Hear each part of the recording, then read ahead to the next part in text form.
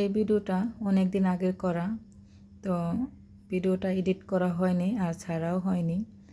যখন পেঁয়াজের দাম একদমই কম ছিল, নতুন পেঁয়াজ ছিল, তখনই অনেকগুলো পেঁয়াজ কিনে কেটে বেরেস্তা বানিয়ে রেখেছিলাম। কিভাবে বেরেস্তা বানিয়ে বেশি দিন সংগ্রহ করে রাখা যায় সেটারই আজকে ভিডিও। আসসালামু আলাইকুম, বৃষ্টি ব্লগ অ্যান্ড রেসিপি থেকে আমি বৃষ্টি বলছি। সবাই কেমন আছেন? আশা করি নিশ্চয়ই ভালো আছেন। আমি আলহামদুলিল্লাহ ভালো আছি। আমার ভিডিওটি যে যেখান থেকে দেখতেছেন, কাছে ও দূরে, তাদের অসংখ্য ধন্যবাদ। তো আজকে বানাবো পেঁয়াজের বেরেস্তা। পেঁয়াজের দাম যখন কম থাকে তখন পেঁয়াজ কিনে বেরেস্তা বানিয়ে রেখে দিলে অনেক দিন খাওয়া যায়।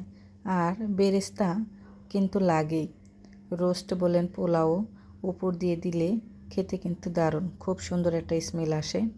এর জন্য পেঁয়াজের দাম যখন কম থাকে পেঁয়াজটা এনে কেটে বেরেস্তা বানিয়ে রেখে দিলে কিন্তু অনেক দিন পর্যন্ত খাওয়া যায়। আমি 2 কেজি পেঁয়াজ ছিলে কুচি করে কেটে নিয়েছি। এখন বেশ পরিমাণে তেল দিয়েছি। পেঁয়াজগুলো অল্প অল্প করে দিয়ে ভেজে নেব। একসাথে অনেক পেঁয়াজ দিব না, অল্প অল্প দিয়ে ভেজে নিলে বেরেস্তাটা কিন্তু দারুণ হয়। আর একসাথে বেশি পেঁয়াজ দিলে কিন্তু দেখা গেছে কিছু ভালো হবে, কিছু হবে না। আদা হবে, মানে একটু যদি কাঁচা কাঁচা রস রস থাকে তাহলে কিন্তু ওটা মচমচে থাকবে না। এর জন্য অল্প অল্প পরিমাণে দিয়ে এই যে বেরেস্তাগুলো ভেজে নেব, যেন সম্পূর্ণ পরিপূর্ণভাবে বেরেস্তা হয়ে যায়।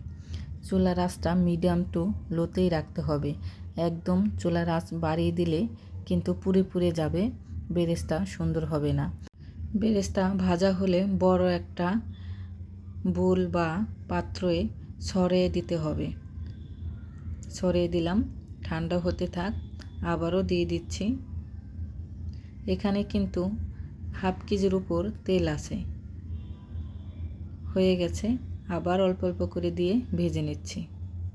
এইভাবে পেঁয়াজের বেরেস্তা বানিয়ে আমি কিন্তু অনেক দিন রেখে খাবো। এটা 4 থেকে 5 মাস রেখে কিন্তু খাওয়া যাবে। আমি কিন্তু ফ্রিজেও রাখি না, ঠান্ডা হলে একটা কন্টেনারে ভরে রেখে দেব। দেখেন কতটা মচমচে হয়েছে। আর সবগুলো বেরেস্তা কিন্তু একই কালার হয়েছে। দেখেন, একটাও কিন্তু সাদা সাদা হয়নি আর একদম কিন্তু কালোও হয়নি। কত সুন্দর হয়েছে। ঠান্ডা হয়ে গেলেই আমি এইটা কন্টেনারে ভরে রেখে দেব। বাহিরে রাখলেই হবে, যখন বের করব তখন ভিজা হাত যেন না যায়। 2 কন্টেনারে ভরে নিয়েছি। ভিডিওটি যদি ভালো লাগে লাইক কমেন্ট করবেন, শেয়ার করবেন। আমার ফেসবুক পেজটা সবাই ফলো দেবেন।